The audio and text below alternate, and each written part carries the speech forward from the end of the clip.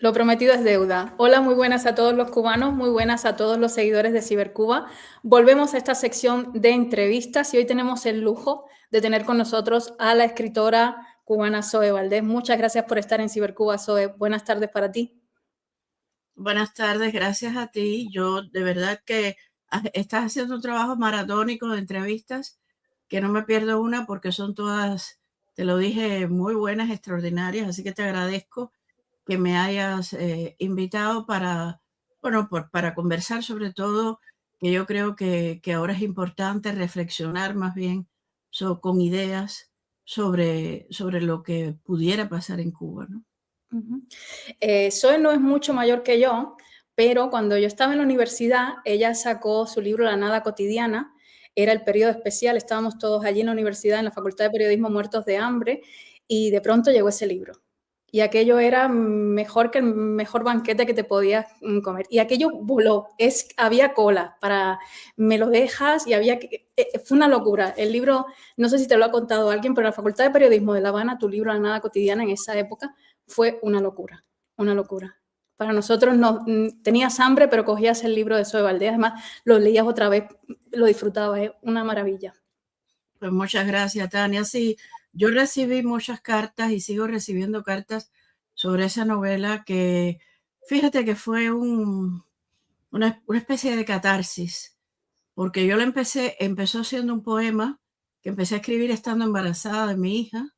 Entre tanto, bueno, pasó lo del remolcador 13 de marzo, pasó el 5 de agosto, ya estaba la novela escrita. Yo terminé la novela, yo seguí en la novela el 5 de agosto y le estaba dándole de mamar a mi hija que acababa casi de nacer. Y yo todavía tengo recuerdos tan encontrados de esa novela porque yo no disfruté ni escribir la novela, que generalmente un escritor o padece o sufre o se alegra en momentos determinados cuando está escribiendo, y tampoco cuando la novela tuvo el éxito que fue la que me dio a conocer, porque antes yo había escrito Sangre Azul, y tampoco disfruté porque ya estaba fuera, ya sabía que no me iban a dejar entrar porque me habían enviado a alguien de la embajada castrista, a Aurelio Alonso, con una periodista francesa, Jeannette Abel, de Le Monde Diplomatique, para amenazarme y decirme que yo no volvería a entrar a Cuba.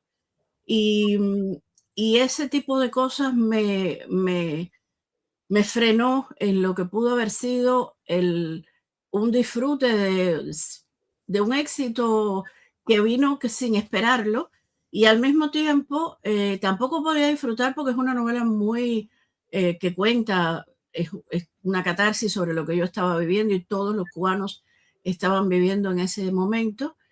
Y, y yo no veía por qué, si yo había escrito otras cosas antes, artículos de prensa que habían sido publicados en Francia con mucho riesgo. En aquel momento yo recuerdo que yo hice un trabajo con un periodista que era muy conocido en Francia, Daniel Mermet, que hacía un programa de radio, y ellos vinieron a verme, su equipo, para que yo los llevara a ver a presos políticos, a opositores, y yo los conduje, bueno, a todas las casas de opositores, presos políticos que yo conocía, expresos políticos y presos familiares que yo conocía en aquel momento. Y aquello fue tremendo. Yo estaba recién parida, vinieron a hacer lo que siempre hacen. A mí de estas cosas, fíjate que yo ni siquiera me gusta hablar, porque hay tanta gente sufriendo dentro de Cuba, tanta gente ha sufrido dentro de Cuba, que yo considero siempre que uno siempre debe considerar que lo que a uno le sucedió es mínimo y que forma parte de un riesgo al que nos impusieron a diario, porque es un riesgo impuesto a diario. Pero yo había hecho tantas cosas desde el periodismo y desde declaraciones que había firmado fuera de Cuba, estando en Cuba. Había incluso enviado artículos a Noticias de Arte, que era un periódico importantísimo en New Jersey. Enviar en aquel momento artículos a un periódico de exiliados donde había trabajado Reinaldo Arenas incluso, era, era como ponerte ya la soga al cuello, ¿no? Y siempre tuve encuentros de esos de tercer tipo insoportables con la seguridad del Estado, y siempre me enfrenté y otros se enfrentaron por mí. Porque yo recuerdo que Raúl Rivero se enfrentó por mí, que mucha gente se enfrentó por mí dentro de Cuba, porque es que tanta gente lo hizo que en una época en que no había nada, no había teléfonos, no había YouTube, no había nada, que contarlo hoy da como un poco de bueno, que ya pasó, ¿no?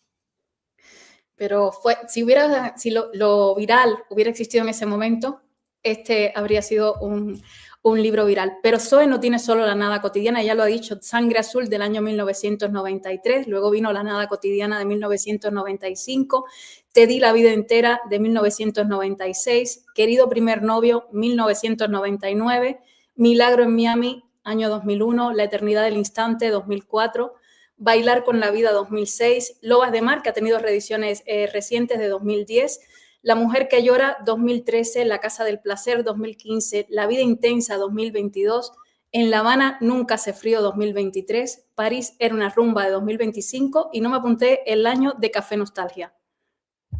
Café Nostalgia creo que fue en el 2004, ahora no recuerdo. Café Nostalgia, mira, la obra no, bueno, La nada cotidiana se hizo viral, pero como era antes con los libros, o sea, La nada cotidiana se tradujo a más de 43 idiomas, que creo que incluso hasta dialectos en algunos lugares, y Te di la vida entera igualmente, hubo muchas traducciones. Todavía mis libros se traducen al francés, al inglés, a veces a otros idiomas que yo no me lo espero, y de pronto aparece una traducción en alemán o una traducción. Bueno, Alemania hace rato que no me traduce, porque ahí hubo la seguridad del Estado con su mano larga, hizo mucho daño, ¿no? Y la envidia también, la envidia de cubanos y de ciertos alemanes, ¿no? Pero ya eso es otra historia. Ahora, el libro sí, yo incluso tengo muchos artículos de varios países que hicieron, donde hubo reseñas, artículos críticos, también elogiosos. Y para mí eso es algo que me dio Cuba. Uh-huh. Bueno, por aquí están los comentarios todos llenos de halagos a Zoe. Dice Mandrake que es un señor que está en Miami, que tiene 90 años, que Zoe en sus buenos tiempos era una mujer muy, muy, muy guapa. Sigue siendo muy guapa, Mandrake, anda. Gracias, Mandrake. Sí, sí, es que Zoe, yo no sé si tú tendrás alguna foto de ahí de esa Zoe de 20 años. Sí, la tengo, sí, pero bueno, eso. La portada del último libro, ¿lo tenías por ahí? Sí, este es porque es el último libro, es el segundo libro que yo he escrito directamente en francés. Ya yo tengo un poemario en francés que se publicó en Béthune, y este que se publicó en La Part Commune, que son los primeros años de mi vida fuera de Cuba, y cómo era, lo que yo quería decir en francés era la ciudad, la ciudad que yo conocí, en la que aprendí la libertad, porque la libertad se aprende. Y, y para mí era muy importante hacerlo en francés, devolverle a la ciudad el aprendizaje que me dio, a esta ciudad de París, el aprendizaje que me dio no solo de la vida, de la libertad, también del idioma, de la cultura, de tantas cosas que fueron para mí. El rigor de Francia me hizo crecer en el exilio. No dejó que el exilio me doblara o me doblegara en algún momento, ni por la tristeza que la tenía, ni por otras cosas, el odio. El exilio para mí siempre ha sido esa lucha entre esos demonios y la creación. Y la creación, el rigor de la creación me lo dio Francia, desde luego. Yo, una de las escritoras que jamás ha desconectado con Cuba ha sido tú. Y estando en un país en el que no se habla español, tú manejas el cubano con una maestría. Con una maestría y una fuerza Bueno, que tú sabes qué no lo es eso, lo que da no eso. lo olvido. Yo te voy a decir lo que da eso. Lo que da eso es ser, bueno, primero cubana, desde luego, y ser hija de una cubana, nieta de una cubana y madre de una cubanita. Porque en un momento determinado, cuando tienes que imponer respeto en el hecho de ser madre, pues lo que te sale, pese a que tu hija ha sido educada en el francés, lo que te sale es el cubano. Entonces yo recuerdo, por ejemplo, que Luna era pequeña, mi hija se llama Atis Luna, es también artista, ustedes le han dado promoción, Cibercuba le ha dado promoción. Y cuando era pequeña, ella vino de la escuela y me dijo, mamá, tú sabes que en la escuela no me dicen todo lo que tú me dices de Cuba y del Che Guevara me hablan muy bien. Entonces yo primero le pedí el libro de texto, todo lo que le habían, y lo revisé bien, y me entró un arrebato de eso que nos entran a las cubanas y salí para la escuela. Fíjate cómo yo salí, que yo llegué con un zapato en un pie y un chozón en el otro, o sea, con un zapato y una chancleta. A mí se me olvidó ponerme el segundo zapato. Y llegué ahí y Luna venía conmigo. Y Luna, yo la miraba así de reojo y ella no podía aguantar la risa, porque a mí me salía toda la cosa cubana en francés. Yo le decía, por ejemplo, a la directora, le decía, no, no, mais ça va pas ou quoi, qu'est-ce qui t'arrive? Pourquoi tu parles comme ça? Pero con el acento chusmita de La Habana Vieja que yo tengo, con mi francés muy bueno, que tengo un muy buen francés porque lo he ido mejorando cada año y cada día, y con las lecturas y desde luego con la vida de la calle. Y bueno, pero ¿qué te pasa a ti con el Che Guevara? ¿Me ça va pas ou quoi la tête avec le Che Guevara? Mais tu comprends pas ce qui nous est arrivé à nous les cubanos? Mais qu'est-ce qui t'arrive? Mais qu'est-ce qui t'arrive? Y Luna era que no podía, porque Luna sabía, Luna además aprendió sola el español, porque a pesar de que yo le hablaba todo el tiempo en español, ella se aplicó la gramática, la redacción, todo. Entonces, ella veía ese momento tan dramático de su vida en que ella pensaba que le iban a botar de la escuela. Como yo me había puesto con un nivel también de alegría porque su mamá estaba haciendo algo por ella y por su país, ¿no? Entonces, eso cuando llevé a mi mamá, por ejemplo, a pedir el asilo político, a las 6 de la mañana nos levantamos, fuimos a la OSPRA, que es el lugar donde estaban el asilo político. Mamá llevaba todas las veces que la habían citado en Villa Marista por mis novelas. Ya yo estaba hace años fuera, a mí me costó un trabajo. Esto es otro cuento tremendo, que yo lo he hecho muy pocas veces. Sacar a mi madre de Cuba, que no tienes una idea. Cuando llegamos a la OSPRA, tú sabes que te ponen en una jaula de cristal, pero tú no puedes entrar yo no podía entrar con mi mamá. Y yo veía detrás a mi madre dentro de la jaula de cristal con que la habían puesto con un chileno que la interrogaba y un francés. Con un chileno porque mi mamá no hablaba francés, pero todo el mundo lo entendía. Entonces, ahora te voy a hacer otro cuento de por qué todo el mundo entendía a mi madre. Entonces yo veía que mi mamá se iba bajando la cabeza y se iba poniéndose. Yo veía al chileno manoteando a mi mamá y a mí me empezó a entrar, y tú sabes que ahí está la policía, que todo eso está, pero a mí me entró un arrebato que empecé a darle golpes a eso de cristal. Oye, ¿qué le estás haciendo a mi mamá? Pero en francés. Me qu'est-ce que t'es en train de faire à ma mère? No me ça va pas. Y entonces era todo el tiempo y la gente, era una mezcla de la gente porque había mucha gente en la misma situación que nosotros, no cubanos, y no sabían si reírse o ir. Entonces vino una señora policía y me dijo, cálmese que todo va a pasar bien. Pero yo no podía hablar con mi mamá, la tenían ahí encerrada, era otro momento. Además, aquí a los cubanos no le dan asilo político, eso quiero que lo sepan. Y en España también es difícil, a no ser que salga como preso político de Cuba, es muy difícil. Entonces mi mamá había llevado recortes de prensa, todo, que ellos pedían, pero ellos exigían un recorte de prensa de Granma. Y por suerte había salido una nota en Gramma donde primero me daban por muerta y luego que me había muerto en el exilio, es una de las cosas que ellos hacían antes para fastidiar a los familiares. Y luego otra nota de prensa donde ya me revivieron y dijeron que yo era una de las principales enemigas del castrismo, haciéndose eco de un discurso que dio Fidel Castro de 7 horas y media, donde dijo que Cuba tenía 3 enemigos, Guillermo Carrera Infante, Reinaldo Arenas y Zoe Valdés. Guillermo, a honor que me hizo, desde luego. Guillermo ya estaba, Guillermo vivía todavía, Reinaldo ya había muerto. Entonces, eso mi madre lo agregó, pero como no se hablaba de ella directamente, pues ahí se complicaba la cosa.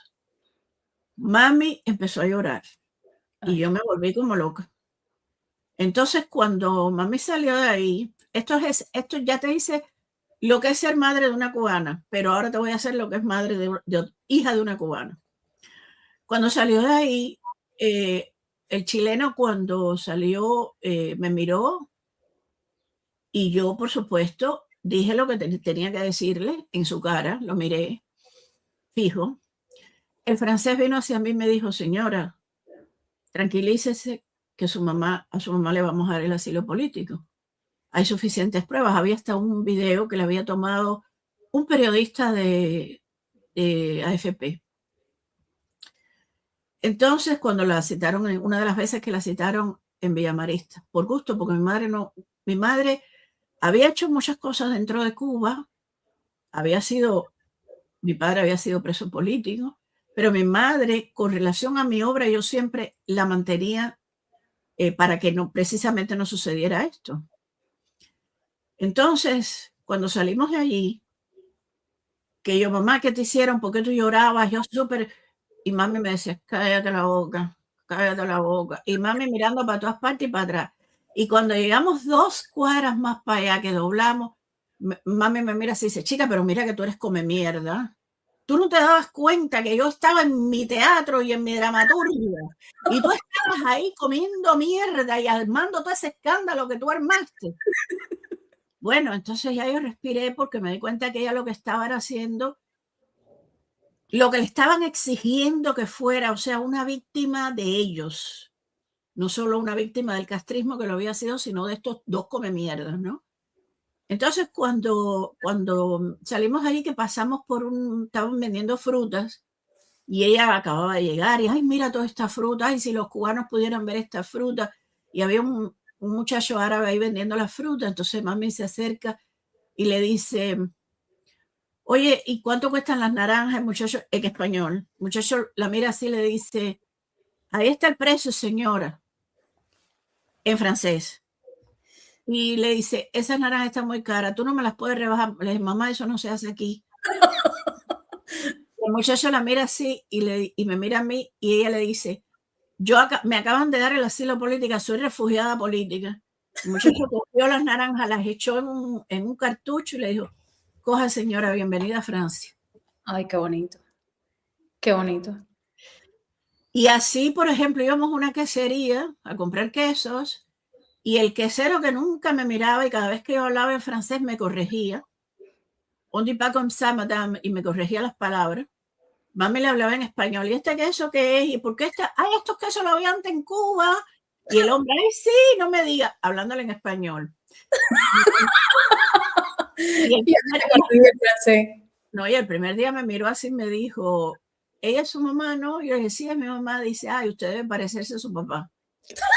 Quiero decir que yo era una amargada total y mami saliendo de ahí igual me decía, oye, qué amargada te ha puesto el exilio, tú no eres así en Cuba, ríete un poco con la gente. Claro, yo estaba en 1000 cosas tratando de sacarle los papeles a ella, estabilizando mi situación también, que no era nada estable, y ella no comprendía porque ella vivía en su nube, que era la nube de Gloria Martínez Mejía, ¿no?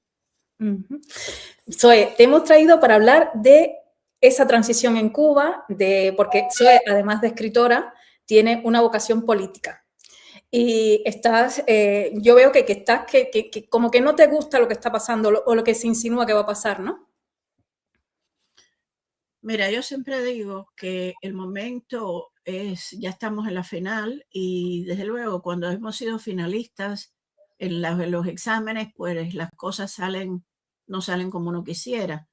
Y yo creo que nosotros debemos volver a las ideas, al pensamiento. Por eso me gustó tanto esta última entrevista que vi tuya de este señor, de Arturo, que me parece importantísimo verla. Hay que volver a las ideas, hay que volver al pensamiento, hay que volver al estudio, porque los cubanos tienen, yo sé que hay muchos cubanos en Cuba que estudian, eso no me cabe la menor duda. Cuando yo veo a los muchachos del Cuartico, que por cierto están todavía encarcelados, a estos muchachos cristianos y a tantos otros de Anabensi, de los de Fuera de la Caja, me da mucha esperanza, me devuelve la esperanza, porque veo que los cubanos han estudiado, que no todos están en otros embeleques, como decimos los cubanos, ¿no? Sino en lo que hay que estar, que es en que saber verdaderamente lo que significa ser cubanos y lo que significa nuestra historia, lo que significa nuestro pasado, y que debemos estar, de cierta forma, no es perfecto, pero orgullosos de ellos, ¿no? Mira, la otra cosa es que hay que perder el miedo. Yo siempre recomiendo este libro de Antonio Escotado, Frente al Miedo, que es uno de los libros fundamentales para perder el miedo con uno mismo, frente a uno mismo, perder el miedo frente a los demás y perder el miedo frente a la sociedad. Y los cubanos es normal que vivan con miedo sin saberlo, porque incluso siendo el más valiente, en algún lugar de tu cuerpo está el miedo y en algún lugar de tu mente. El del cuerpo no es, puede ser momentáneo, pero el de la mente es el que te va moldeando y te va robotizando y te va doblegando. Y a ese miedo hay que enfrentarse a diario. Eso yo lo aprendí en Cuba, pero con este libro de Antonio Escotado, que es un filósofo español, que es un gran, gran personaje también, ya murió, yo entendí dónde había que ubicar siempre el miedo. Y el miedo hay que ubicarlo. El miedo no se puede ubicar si no has estudiado, si no has hecho la tarea, como dicen aquí, ¿no? Si no sabes a lo que te vas a enfrentar cuando tú vuelvas a Cuba, porque en algún momento vamos a volver. Pero ya estamos viendo con un cierto exilio o un cierto éxodo económico, que nos vamos a enfrentar a otros problemas que se han desgajado también de la sociedad castrocomunista, que es la mentira, el engaño, la falsedad, los inventos, que los inventos incluso vienen hasta de la propia prensa del exilio. La prensa que te está vendiendo a personajes que tú sabes lo que son porque te están dando, tú tienes los elementos reales, concretos, videos, capturas de pantalla, amenazas de esos personajes, no solo contra mí que ha pasado, sino contra chantajes, difamación, mentiras, y lo siguen promocionando como posibles líderes del exilio. Yo lo único que rezo cada día, y además feliz Semana Santa a todos en el sacrificio de nuestro Señor Jesucristo, yo pido y rezo todos los días porque quien tome el poder en Cuba sea gente que tenga sentido común y que esté preparado. Yo creo que mira, yo escribí un artículo que va a salir mañana, te voy a leer en el debate, y emparenta un poco con lo que dijo Arturo. Y dice, por el momento necesitamos de lo que más a mano tenemos, que no es poco, para derrocar a esa tiranía. Donald Trump, Marco Rubio, Estados Unidos. De ahí que debamos estar a la altura. No podemos quedarnos en la idea de una transición y conformarnos. Debemos pensar en la liberación firme en el cambio radical, exigir e imponer justicia, demandar el Nuremberg del comunismo, declarar la prohibición del comunismo, imponer ley y orden, respetar la emergencia constitucional, garantizar la economía y prosperidad bajo un neocapitalismo cubano. Todo al mismo tiempo y rápido. Y los cubanos podemos hacer eso todo al mismo tiempo y rápido. La economía es una urgencia porque la gente se está muriendo de hambre, tal como ustedes hablaron anteriormente, y eso es inmediato. Eso no es un problema, eso va a llegar al momento, porque la gente está preparada con dinero, con todo, para llegar a resolver ese problema de los cubanos, pero los cubanos tienen que empezar a pensar en resolver ellos mismos sus propios problemas y construir ese cambio radical y ese neocapitalismo. Algunos lo llaman desde el punto de vista liberal, otros tienen otros nombres, pero yo creo que es un neocapitalismo porque Cuba no fue como en la Unión Soviética, el que la Unión Soviética pasó, Rusia, perdón, pasó del feudalismo al comunismo.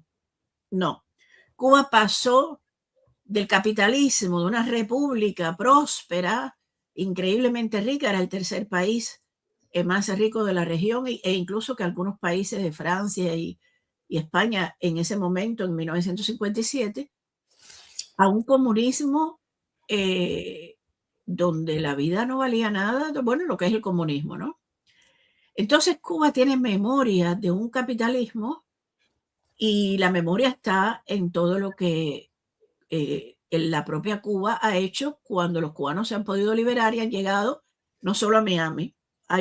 Quiero decirles, anunciarles para los que no saben, que hay un exilio en Europa muy próspero. Mira, te voy a poner de ejemplo a un muchacho que lo acabo de descubrir ahora, hace unos días, que ha abierto unos chiringuitos de pizzas cubanas y de sándwich cubano, se llama así el sándwich cubano. Creo que empezó aquí en el 14, en el barrio 14. Bueno, le va súper bien. Y hay otros que te pudiera enumerar. Y eso va a ser así en Cuba. Pero lo que sí va a ser difícil es cambiar el chip de la mente de los cubanos. O sea, desprogramar el daño antropológico. Porque se ha hecho un daño antropológico espantoso que es que solo adoptando la vergüenza y la venganza al mismo tiempo, podemos salir adelante.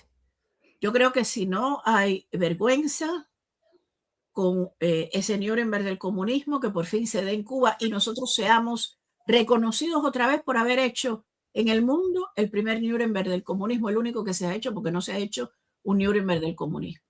Y eso, yo estoy por esa labor, ya lo estoy haciendo, con personas que nos puedan apoyar en eso. Pero Cuba será un país grandioso. Has mencionado el tema de los líderes, la oposición dividida, parece que la oposición solo está en Miami, que no hay candidatos para entrar en ese gobierno de transición que estén fuera de Estados Unidos, y no sé si te ha llegado, pero sí hay como cargos repartidos, gente, yo quiero ser ministro de esto, yo quiero ser ministro de lo otro, dicen que voy a ser ministro de esto, de lo otro, en fin.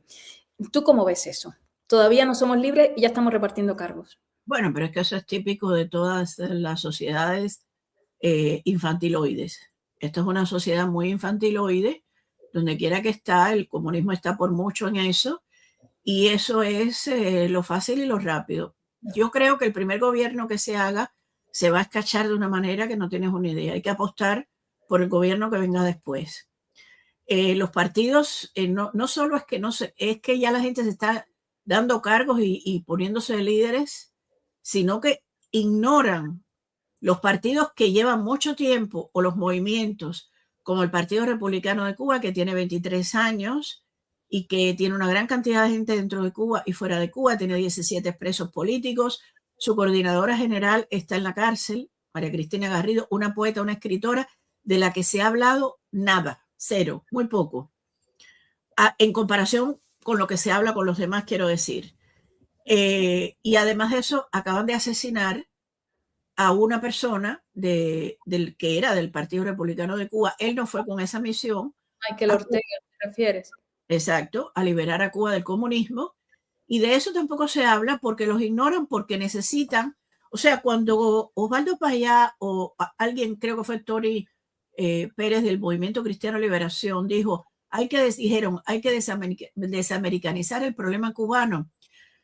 Yo creo que tienen una gran razón y yo misma estoy por eso. Pero en este momento no podemos porque estamos dependiendo del movimiento que haga por fin un gobierno norteamericano con relación a Cuba. Pero en lo que sí tiene que estar claro Marco Rubio y Donald Trump es que no pueden escoger la misma vía que escogió el gobierno norteamericano en 1957-58 con Fidel Castro. O sea, no nos pueden imponer otro Fidel Castro, no nos pueden imponer a otro régimen que empiece con una carita pálida de que you know, I'm not communist, no esto, lo otro, o cualquier cosa que hizo Fidel Castro, para entonces crear el terror de nuevo. Porque entonces ahí sí que no creo yo que los cubanos se salven ni Cuba se salve. Yo creo que Cuba tiene muchísimo para dar dentro y fuera de Cuba, de gente muy preparada, de gente muy leída, de gente que están los 11 puntos del Movimiento Cristiano Liberación, pero está el proyecto político y económico del Partido Republicano de Cuba para cambios reales y radicales. Está mi movimiento, el Movimiento Republicano Libertario Martiano, que somos pocos, pero que yo pongo en función de los partidos y movimientos que puedan tener una posibilidad de legislación y de legislatura en Cuba, que tiene 10 puntos, que es un movimiento que se creó en el 2012, 10 puntos para un cambio radical en Cuba, porque el cambio tiene que ser radical. Cuando digo radical, mediante la ley y el orden, no la justicia por la mano de nadie, ni vamos a darle una mano de golpe a este, que fue lo que hizo el castrismo. No, no, no. Ley y orden y emergencia constitucional, lo dije al inicio. Mira, yo hace poco, y disculpa si me extiendo, vi ese discurso en la CIPAC del líder príncipe de Persia, Irán, antigua Persia, Reza Pahlavi, ¿no?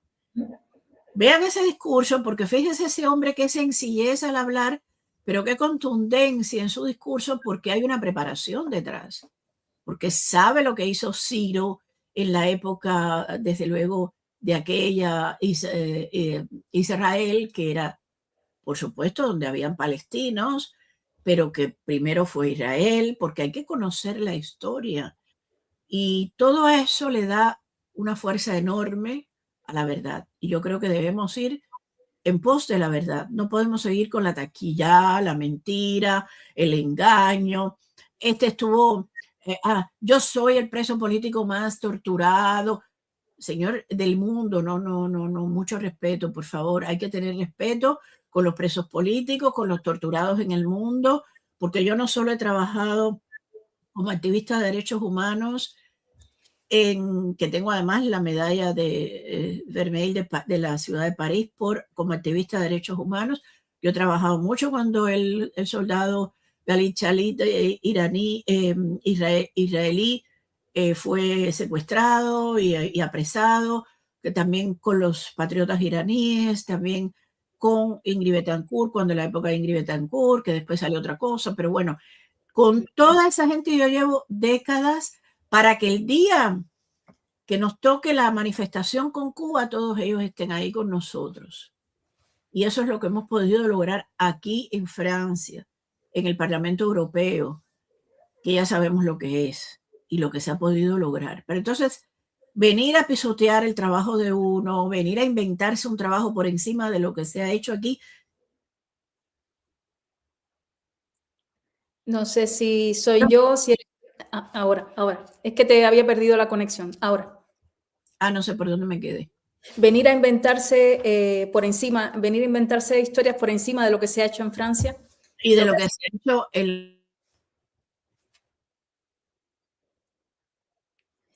no sé si... ¿Me oyes? Ahora sí, pero yo lo veo congelado, pero no sé si soy yo. No, yo me veo normal. Entonces debo ser yo la que lo veo congelado. Tú sigue, sí. Muchas oleadas de exiliados que hicieron muchísimo por la libertad de Cuba y que han logrado cosas enormes por la libertad de Cuba.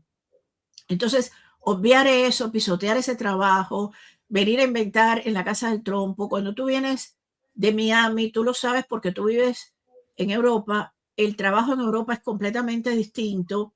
Hay que aprender de lo que se ha hecho aquí, que es trabajo de hormiguita, y no pisotear ese trabajo y no imponer ese trabajo. Entonces,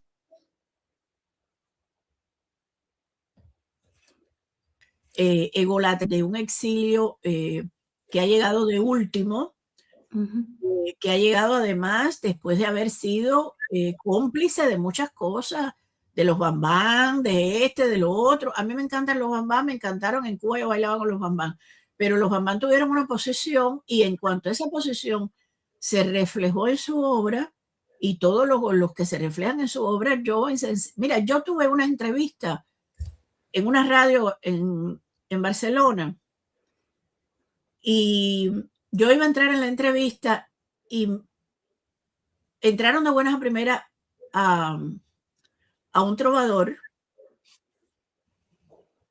y era un trovador de moda.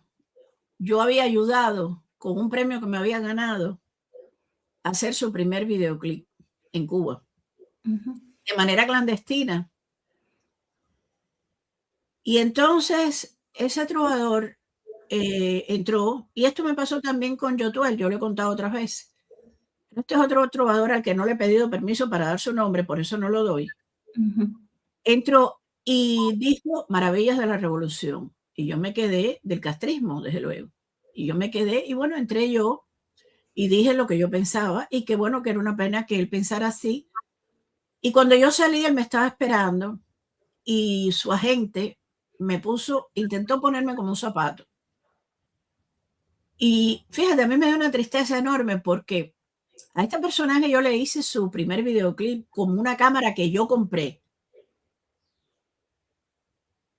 que costó un premio. O sea, yo invertí un premio en una cámara para poderle hacer videoclip a la gente que estaba perseguida en Cuba en aquel momento. No lo hice yo, lo hizo el padre de mi hija. Y a mí aquello me dio mucha tristeza porque además yo no reaccioné como yo normalmente reacciono, como lo conocía, como había estado en su casa. Dije, oh, pero qué pena, qué daño tan grande, ¿no? Porque hasta una gente a la que uno ha querido, a la que uno ha ayudado, a la que uno ha tramitado su arte para que sea conocido. Yo saqué su primer cassette, lo saqué hacia Estados Unidos y lo repartí, hice copias. Hubo alguien en New Jersey que le hizo copia ese casetico y se lo di incluso a Severo Sarduy aquí en Francia, que ya estaba muy malito, estaba muriendo. Y cuando yo me dijo, ay, Zoe, tú no sabes, me escribió una carta, tú no sabes porque ya estaba muy mal. Lo que me da de esperanza que haya gente que esté haciendo esto en Cuba. Y que después yo me encuentre este personaje y haga esto, pues duele, ¿no? Entonces el exilio es también eso, es dolor y todo eso, ¿no? Bueno, ya como que me perdí porque me pongo a hablar y bobería y no sé en lo que estábamos. Habían mencionado el tema de los movimientos que puede estar haciendo Estados Unidos. Esta madrugada hemos visto el último movimiento del presidente Trump que autoriza que un barco con petróleo ruso llegue a La Habana. Dice que eso no va a cambiar la situación. ¿Crees que es solo un gesto porque van mejor las conversaciones o para evitar una ola migratoria porque la situación es extrema? ¿Cómo ves tú el conflicto del barco ruso? Mira, Marco Rubio dijo ayer en una entrevista que solo hagan caso de lo que él dice y lo que dice el presidente Trump. Yo no me puedo aventurar. Yo le he escrito 3 cartas a Marco Rubio, están publicadas en el diario Las Américas, y ojalá las haya leído. No creo que lo haya hecho, igual no, pero igual sí. Pero bueno, hay que esperar lo que ellos digan, ¿no? Desgraciadamente es así, Cuba está en sus manos.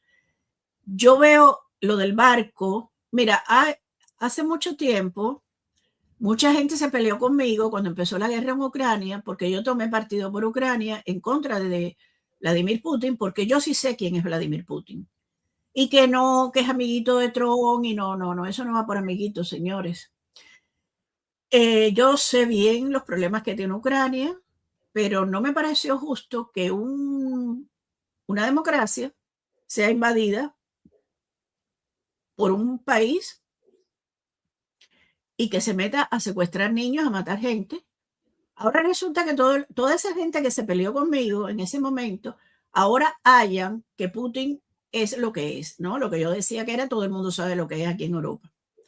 Bueno, es que los cubanos, por eso digo que hay que pensar, hay que ponerse a pensar, como lo dijo Arturo también, y hay que ponerse frente al miedo de uno mismo, ¿no? Yo creo que esto tiene que ver con la guerra de Ucrania, porque a Trump no se le quita de la cabeza, ni a Marco Rubio, la guerra de Ucrania. Lo han dicho por activa y por pasiva, y ellos están en negociaciones todavía con Putin. Putin es una persona muy difícil. Putin es el instructor de Alejandro Castro Espín, que es quien gobierna en Cuba. Eso lo tienen que saber, y domina en Cuba con mano de hierro. Por eso yo siempre digo que hay que arrancarle la cabeza a todos, porque ni uno se salva. Drones, drones, drones. Y yo creo que esto tiene que ver con probablemente alguna negociación, esto es una especulación, no es algo que yo sepa, con relación a la guerra de Ucrania. Es todo. Porque él sí quiere lograr la paz en Ucrania. Y yo pienso que esto tiene... Cuba es una pieza clave, porque Cuba es la cabeza de la serpiente, y todas las guerras están relacionadas, y todos los terrorismos están relacionados, y todos los comunismos están relacionados, y todos los islamocomunismos están relacionados. O sea, ¿tú crees que puede haber algún tipo de negociación entre Estados Unidos y Putin que se le permita no solo levantar las sanciones, que ya lo hizo hace unos 15 días, las sanciones a los barcos petroleros, ahora para suavizar también, bajar un poco los precios del petróleo por la guerra de Irán, pero que han llegado a un acuerdo para que siga llegando petróleo ruso a Cuba, o esto es una excepción? Puede ser que él le haya pedido algo a Putin, Putin le haya dicho que no, o que no puede ser en este momento. Y puede ser, acuérdate del libro El arte de la negociación de Donald Trump. Le dijo, bueno, mira, te voy a dejar que pases ese barco a Cuba. Uno solo, porque el otro no pasó. Sí, O nos estamos olvidando que había un segundo que no pasó. Uno solo. Y concédeme esto, porque ese es el arte de la negociación, esa es la política. La política es pura negociación. Y eso es yo diría, lo bonito, me atrevería a decir lo bonito que tiene la política, que tú logras cosas cediendo con poco. Y esto es poco. Esto es poco, incluso esto no le va a llegar al pueblo cubano. Este es un barco que va a llegar, y como siempre, ellos van a hacer lo que hacen, van a vender el petróleo, van a cogerse el petróleo para ellos. Ellos al pueblo cubano no le van a dar absolutamente nada, ninguna tregua, nada. Eso no le va a llegar nada al pueblo cubano. Se podría leer también como una señal de que las conversaciones esas que puede tener con Alejandro Castro Espín o con el Cangrejo, esas negociaciones van mejor, y entonces ha cedido Trump en esto. Bueno, es que las negociaciones, Marco Rubio ha dicho que no son directamente con Alejandro Castro Espín.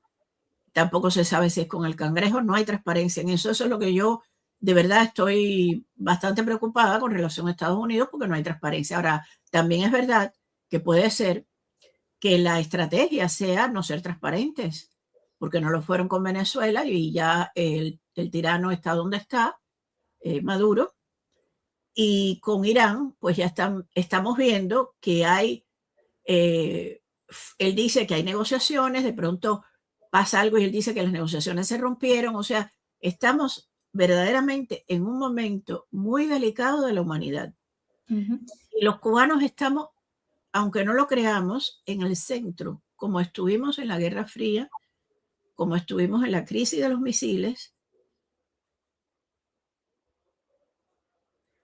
y estamos volviendo, pero con un hombre que por fin ha entendido que hay algo que tiene que estar fuera del juego, que es el comunismo y el terrorismo islámico.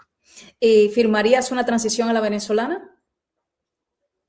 No, yo creo que no tiene nada que ver Venezuela con Cuba. Venezuela tiene unas características en las que se podía esa negociación y esa transición hacer.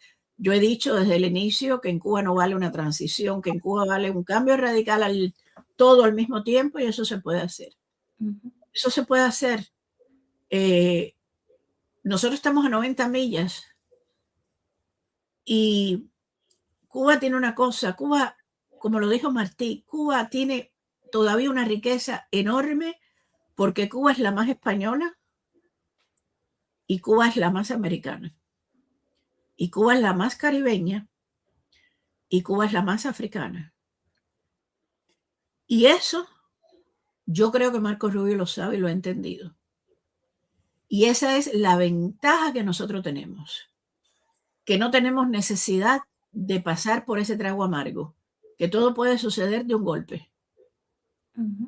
Y tan de golpe que hoy tú y yo nos acostemos y mañana Cuba sea libre de manera radical y tajante, con ya la gente en el terreno.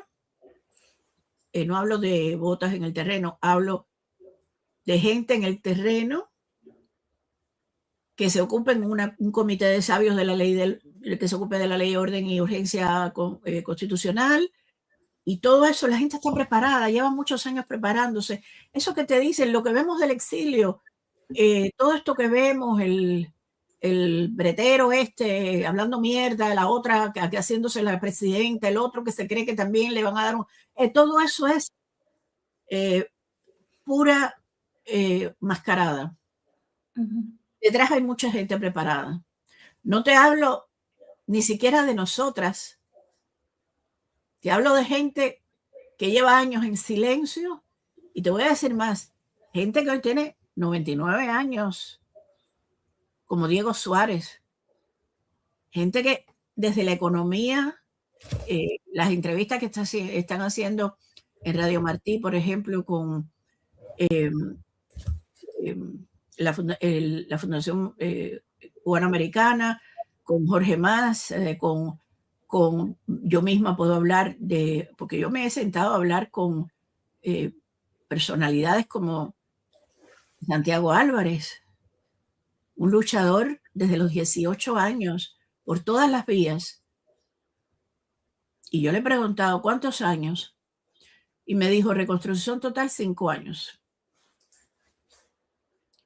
A lo mucho. Y son gente que tienen una experiencia de hacer de Miami lo que es hoy, de hacer verdaderamente una Venecia del exilio, una París del exilio, con una belleza, porque eso es otra cosa, mira, se me había olvidado. Frente al miedo, como te dije al inicio, el pensamiento importantísimo, pero hay que ir, ¿sabes a qué? A conquistar la belleza. Cuba era toda belleza y la afearon, la denigraron, la pisotearon. Yo tengo un poema larguísimo sobre La Habana que habla de eso. A Cuba la abusaron. En el poema, mi último poemario de Las niñas duermen del otro lado, también hay un poema sobre eso. Y Cuba tiene que volver a la belleza, a esa isla hermosa, bella, blanca, pero mestiza. Cuando hablo de blanca, ojo, hablo de pureza, porque hay gente que piensa que en el mestizaje cubano no hay pureza. No. En el mestizaje cubano hay mucha pureza. Y me refiero a esa pureza que creó un mestizaje sin... No hubo sangre o la más mínima. Cuando estamos hablando de Cuba y vemos la Catedral de La Habana y vemos tantos lugares en La Habana, ahí hubo pureza y hubo belleza. Entonces, creo que eso es importante, volver a esa pobreza, a esa Habana, a esa Cuba que salía, no solo La Habana, en las películas americanas de los años 50, búsquenlas. Hay una gran cantidad de películas americanas. Yo las vi todas por Miriam Gómez de Cabrera Infante, por Guillermo también. Cómo era La Habana, cómo era Cuba, los campos de Cuba, que había una claridad, había una especie de luz nibia, de luz nacarada. Las casas eran todas blancas, todo ese pintarrojareo de puta que han hecho en el malecón, todas esas casas pintadas, todos esos colores, eso no existía. El malecón era piedra, las casas eran piedra y las casas todas en Cuba eran luz. Y todo lo hemos crecido con su fealdad, con su suciedad, porque el comunismo todo lo ensucia. ¿Tienes ganas de ver Cuba de nuevo? ¿Tienes ganas de pisarla? Claro, y quiero verla reconstruyéndose. Pero mira, Tania, yo sé que yo te lo he dicho en otras ocasiones. Yo veo Cuba todas las noches en mis sueños. Yo vivo en Cuba cuando me acuesto a dormir. Eso es lo que me hace a mí vivir cada día y escribir cada día sobre Cuba.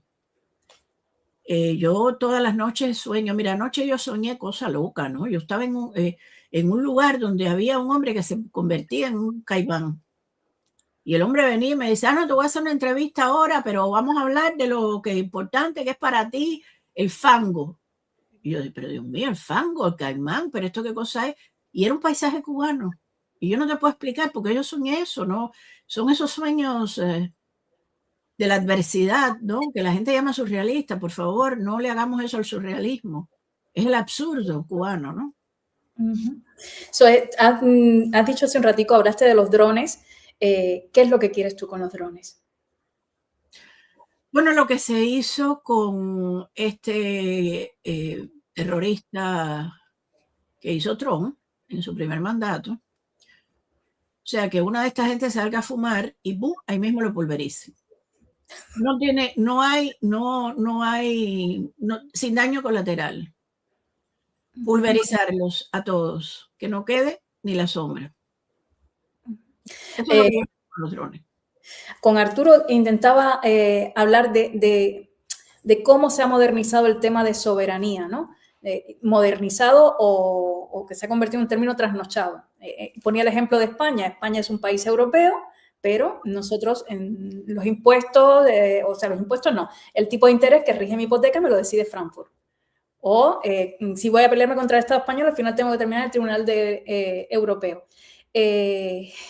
¿Habría algún problema en que Estados Unidos tuviera una especie de tutelaje con Cuba al principio para superar ese daño antropológico del que hablabas? Bueno, es que de todas formas nosotros desde 1902 estamos tutelados por Cuba. Yo creo que Arturo lo dijo muy bien. Digo, por Estados Unidos. A Fidel Castro lo puso Estados Unidos. Está en el libro El cuarto piso de R.T.S. Smith, el último embajador bajo libertad que tuvo Estados Unidos en Cuba. Y Fidel Castro fue puesto por Estados Unidos. El tutelaje nunca se fue con Machado.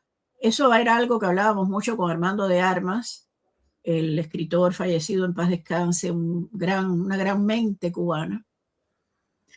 Y con Machado pasó, Machado, bueno, se convirtió en lo que se convirtió, pero construyó también, es verdad, Capitolio, todo.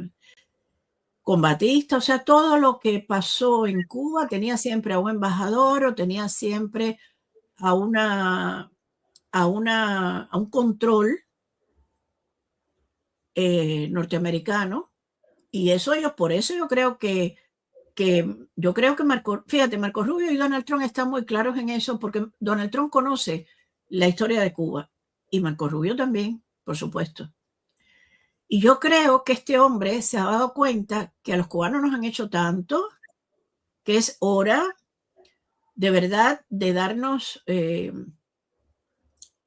poner a Cuba en el pedestal que le corresponde y ponerla con todo lo que ellos saben que nos han hecho.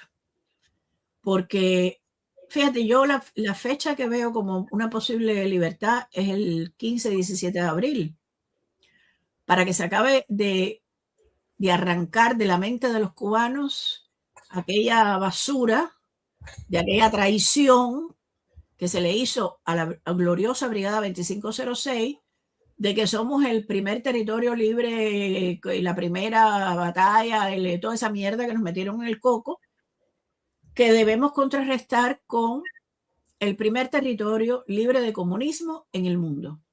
Porque lo primero que hay que hacer es eliminar el comunismo y todo lo que se parezca al comunismo. 15 a 17 de abril, dice, o sea que es este mes. Bueno, yo sueño, pido, ojalá me hagan ese regalo por mi cumpleaños, el 2 de mayo, los episodios nacionales, Benito Pérez Galdós, Goya, pero ojalá se lo hagan a mi hija, que es el 2 de abril. Y a Miriam Cabrera Infante, que es el 12 de abril. Ojalá, porque la gente en Cuba, Zoe, está convencida de que va a haber un cambio. La gente de a pie sabe que va a haber un cambio. Y le preocupa cuándo, porque la situación es tremenda. Yo no creo yo creo que esto supera el periodo especial. Porque sí, hay comida, que en el periodo especial no había comida, pero no está tan cara que es como si no lo hubiera. No, esto es la muerte. Mira, yo tengo un librito también que nadie me quiso publicar. Lo publiqué yo misma en mi editorial, ZB Lunáticas, que está en Amazon, lo pueden conseguir ahí. Yo acuso, Cuba llora. Es un libro pequeño. Ahí están los puntos, los 10 puntos, en fin, todo eso. Mataron a Cuba. Han matado a Cuba. La fueron estrangulando de a poco. Y ahora es el golpe mortal. Y lo que estamos viendo es los cubanos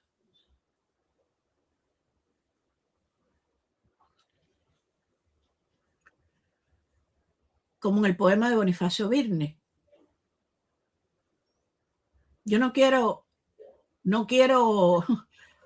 reblandecerme aquí, pero yo lo que estamos viendo es una obra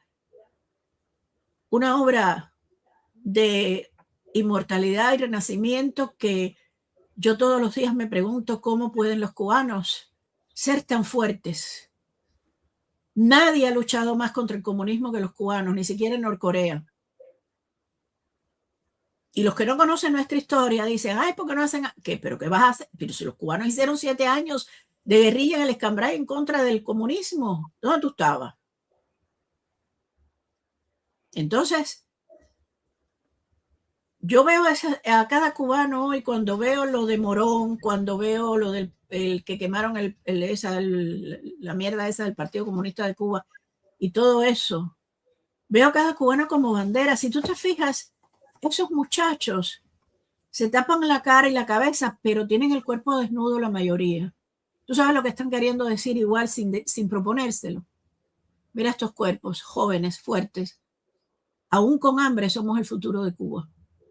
Frente a esos barrigones ya viejos, amargados, decrépitos, inútiles, esos muchachos están irguiendo como banderas. Cuando yo veo a todos esos muchachos que dicen que El Salvador va a estar ahí con ellos, son banderas, cada uno es una bandera. Martí los decía, José Martí lo dijo, Cuba tiene a 2 hombres, Antonio Maceo y Máximo Gómez, y una bandera. Yo soy la bandera. Y creen que estoy loco. Los locos somos cuerdos. Lo imposible será posible. Eso lo dijo Martí. Estoy citando así, ¿no? José Martí. Que mucha gente, claro, como nos dieron a Martí, como no los dieron, a cucharadas de como si fueran un medicamento amargo, pues hemos ido a buscar en otros lugares, en otras fuentes. Todo está en Martí. Todo está en José Martí. Con nuestros errores y nuestros grandes aciertos. Todo está en José Martí. ¿Te gustaría que en la Cuba del futuro tus novelas se estudiaran en literatura? Bueno, eso ya lo decide un Ministerio de la Educación. ¿Te gustaría? Sí, me gustaría, claro. Aquí se estudia, en Francia se estudia. Y yo he ido, por ejemplo, a la escuela, me tocó ir a la escuela, eso fue un momento también que te vas a reír, a la escuela de Luna, que ella cogió 3 idiomas. Tú sabes que aquí se escogen 3 idiomas, el francés, por supuesto. Después los 3 idiomas seguidos, ella escogió inglés, italiano y español. Entonces en la clase de español la maestra era una mujer encantadora, marroquí, de origen marroquí, y me dijo, oye Zoe, ¿por qué no vienes a dar 2 horas de clase, pero hablando en español sobre Cuba? Y dije, está bien, te puedo traer un invitado. En aquel momento eran adolescentes. Le dije, sí. Me dijo, sí, por favor. ¿A quién vas a traer? Le dije, Benigno, el del Che Guevara, Bolivia y todo. Ay, porque ella era muy de izquierda. Ay, qué maravilla, Benigno, sí es mi héroe, tráelo. Bueno, yo llamo a Benigno, y Benigno ya se había exiliado y escrito un libro tremendo en contra del régimen. Contaba su vida desde los 17 años que Fidel Castro fue y lo engrampó ahí. Y un libro muy verdadero, muy auténtico. Y le dije, ¿tú puedes venir a la escuela? Y dice, ¿cómo no? Y le dije, Benigno, son 2 horas. Benigno hablaba mucho. No puedes hablar tanto porque se nos va a ir el tiempo. Benigno llegó, yo llegué con él, yo hice una introducción, empezamos a hablar. Para no cansarte, estuvimos 4 horas. O sea, el turno de tareas se invirtió, los 2 turnos de tareas se invirtió también en Benigno. Yo pensé que los chiquitos se iban a aburrir, a dormir. No, tenían los ojos así.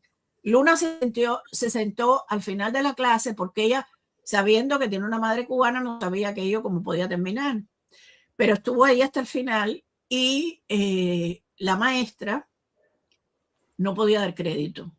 Todo lo que contó Benigno de la gran traición que se le hizo al pueblo cubano y de Bolivia y todo, el Che Guevara, lo mierda que fue, todo. Y cuando salimos de ahí, la maestra abrazó a Benigno y le dijo, ahora he conocido la verdad. Usted es la verdad para mí. Y qué pena que yo he estado tan engañada. Yo le dije, bueno, no estuviste tanto porque yo te lo dije en múltiples ocasiones, pero tú seguías con el mierdería izquierdista. Pero bueno, ahí está. Y los muchachos salieron y le pedían autógrafos a Benigno, me lo pedían, dedicatorias a mí, traían mis libritos. Y Luna, toda tímida, cuando terminamos que nos íbamos para la casa, le dije, Luna, ¿qué te pareció? Me dijo, ay mamá, estuviste regia, pero Benigno fue increíble. Le dije, no, porque con la verdad es con lo que se va a todas partes. Y él estuvo involucrado en eso, él hizo los horrores que él dijo que hizo, porque él lo dijo. Él dijo ahí, yo he asesinado gente que no lo merecía, yo estuve metido en eso hasta esa basura, y yo voy a morir no solo arrepentido, voy a morir muy mal. Él poco tiempo después murió de un cáncer fulminante. Y yo ese tipo de cosas le doy mucha importancia a las escuelas. Yo creo que hay que dar una batalla cultural muy fuerte porque ellos la dieron. Sí, sí, sí. Sería una respuesta a lo que ellos hicieron. Y la educación.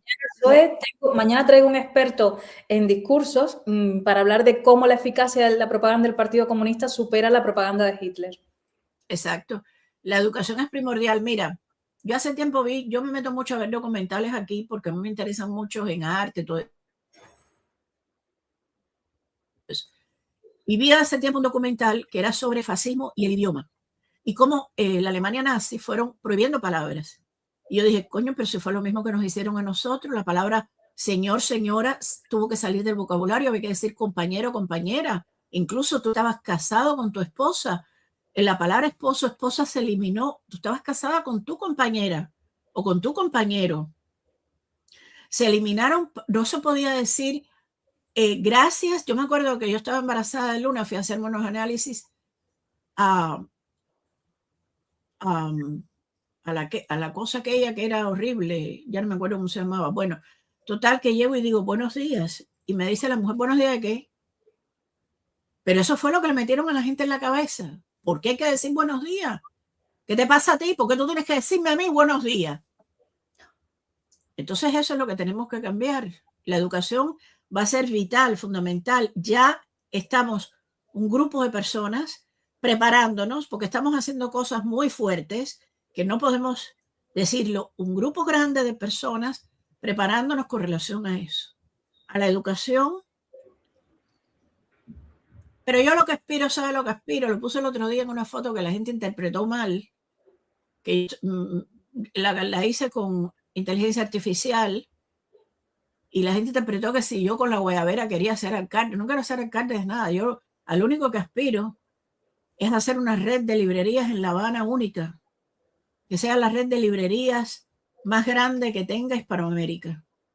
Que La Habana se convierta en una gran librería donde todos los libros del mundo entero, en todos los idiomas, y eso, en eso me va a ayudar y se lo voy a pedir Nayib Bukele. Muy bien. Ya que lo has mencionado, ¿quieres un Bukele para Cuba? No, yo creo que Bukele está muy bien para El Salvador. Bukele ha hecho un trabajo increíble en El Salvador, ha hecho, él pacificó El Salvador, había un nivel de violencia enorme. Yo creo que es irrepetible. Yo no creo que el Nayib Bukele, además, él estaba un poquito engañado con Cuba. Él decía que si la educación era muy buena, todo eso. Yo un día se lo puse en Twitter y le dije, oiga, por favor, pues recoge la serpentina con esto, que esto no es así. Entonces, no, yo creo que yo quiero ese líder que yo sé que ahora mismo camina anónimo en las calles de La Habana, de Cuba, las calles de Cuba, o en las calles del exilio, en cualquier parte donde esté el exilio cubano. Ese cubano anónimo existe. ¿Y qué cualidades tiene que tener ese cubano anónimo para unir un país primero para unir a toda la oposición, que ya es un trabajo gordo, y luego para hacer un María Corina Machado y unir al pueblo para que salga? No, nosotros no tiene que ser una María Corina Machado, ni nada parecido, tiene que ser un Marco Rubio. Tiene que reunir las condiciones de un Marco Rubio, de un Ted Cruz. Todos los cubanos que han hecho algo grande lo hicieron fuera de Cuba, en el exilio. Y los cubanos que se quedaron dentro fracasaron. Y todos los cubanos que fuera, la gran mayoría, triunfó. Entonces tienen que ser como esos cubanos, Ted Cruz, Marco Rubio, esos cubanos que de verdad están haciendo América grande otra vez. Y van a hacer Cuba grande otra vez. Y Marco Rubio sabe que ese cubano existe, que ese cubano está. Ese cubano tiene que ser elegido democráticamente por el pueblo cubano. Tiene que haber debate político, tiene que haber, por supuesto, pluripartidismo, y ahí se verá todo, porque tiene que haber república y democracia. Una sin la otra no existen, porque hay mucha gente que está confundida y dice, no, solo república. No, república y democracia. Pues vamos a dejarlo ahí, con ese deseo de que Cuba tenga república y democracia. Y me quedaba una duda. Hablaste del primer Nuremberg contra el comunismo. ¿Quiénes deben ser juzgados, Zoe, en tu opinión?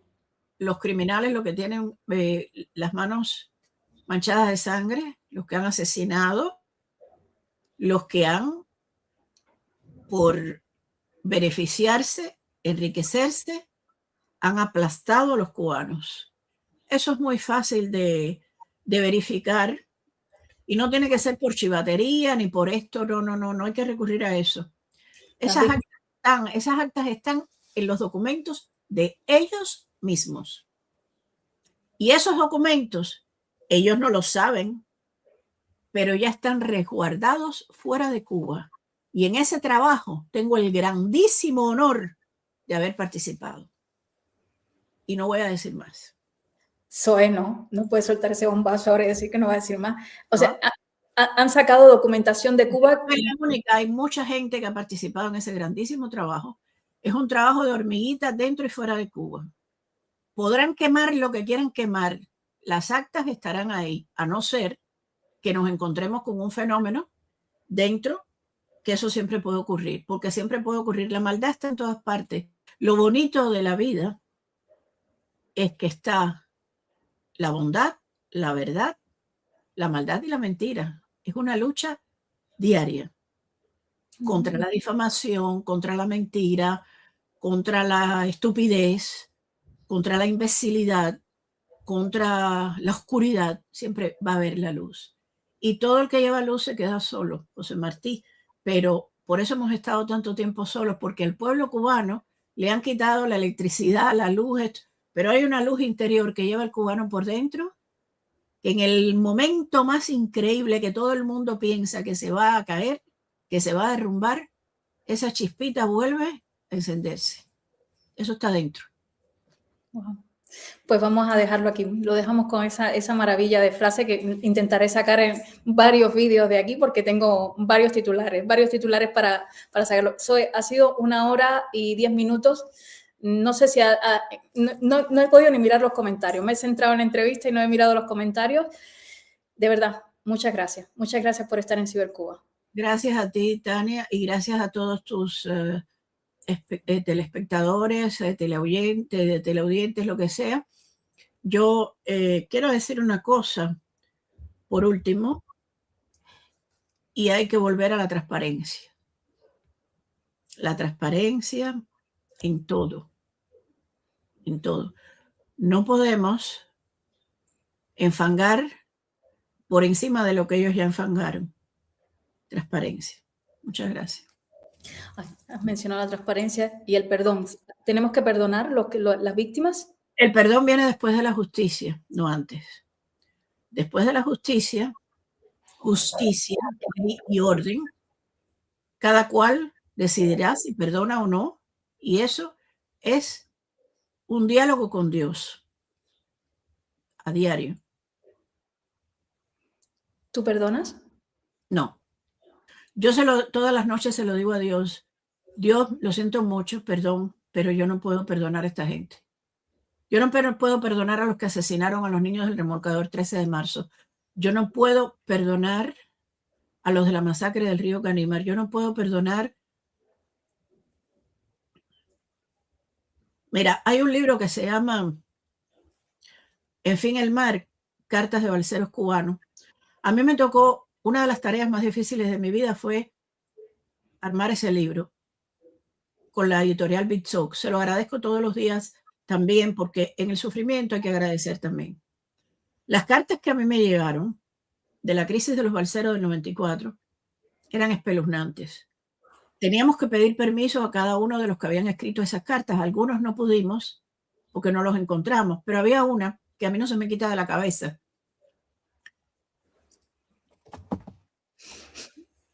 Que es la carta de una madre que le cuenta a su mamá que está en Cuba, una joven madre. Ella salió con su amiga, el niñito de su amiga y ella, sus 2 niñitos. Iban en la balsa.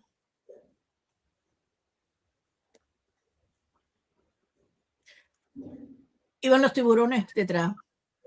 Se acerca una embarcación que te acordarás que en aquella época las embarcaciones, hermanos en rescate, en fin.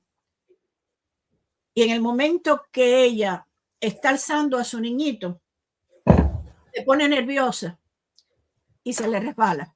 Ay, por Dios. Yo no puedo perdonar eso, Tania. Eso a mí no se me ha ido nunca de la cabeza. Nunca. Yo no puedo perdonar eso. El desgarramiento de esa madre en esa carta era tan terrible porque ella pudo llegar a Guantánamo, porque la embarcación la retornó a Guantánamo. Eso no se puede perdonar. No, aprendamos del pueblo de Israel, aprendamos de los judíos. Eso no se puede perdonar. Yo no perdono eso. Esa carta no está en el libro, porque por mucho que yo busqué a esa mujer, no la encontré. Y yo no me atrevía a esa carta tan dura, tan dolorosa, sin su consentimiento, incluirla en el libro. Y el editor estuvo de acuerdo conmigo. Basilio Baltasar, se lo agradezco siempre. Le dije, esta es una carta que yo no sé si esto se puede... Y hoy me arrepiento de no haberlo hecho. El libro está ahí, yo lo tengo. Está, creo que todavía quedan rastros de ese libro en Amazon. En fin el mar, cartas de los balseros cubanos. Es de los recuerdos más duros que yo guardo de de esa tiranía. Por eso siempre digo, drones, drones, drones, y hay que arrancarle la cabeza a toda esa gente. No puede quedar uno. Lo siento, pero eso fue lo que ellos hicieron. Lo dejamos aquí, Zoe, ahora sí. De verdad, muchas gracias. Muchas gracias. Es que escribes, pero también hablando es una novela. Escucharte es un lujazo. De verdad, muchas gracias. Gracias a ti. Gracias a todos por estar conectados. Hay decenas, después los miraré, decenas de comentarios. Muchísimas gracias. Positivos. Venga, hasta luego. Hasta luego.